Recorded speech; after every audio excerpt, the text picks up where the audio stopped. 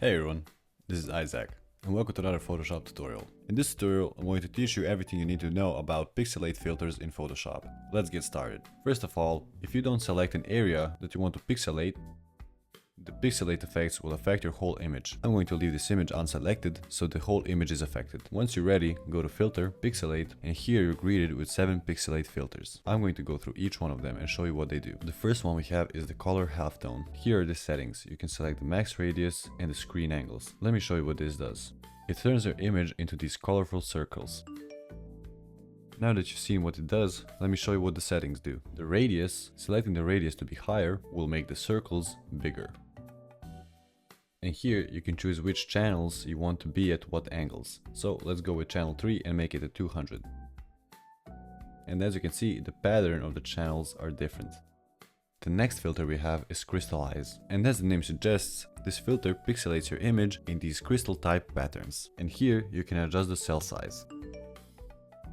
The next one we have is Faucet. As you can see, the effect is very faint. So what I'm going to do is apply the same filter a couple of times so you can see it better. As you can see, this filter is giving our picture a bit of an underwater look, like our image is under a faucet or a fountain. The next filter we have is Mezzotint. The Mezzotint filter applies a noisy look to our picture, and here you have types of Mezzotint you can choose. You have dots, you have lines, and you have strokes. The next one we have is Mosaic. This pixelates your image into squares, and here you can select the cell size. And let me showcase to you what it looks like when you want to pixelate only a part of the image. Grab the marquee tool, make the selection you want, and then go to Filter and choose the type of pixelation you want.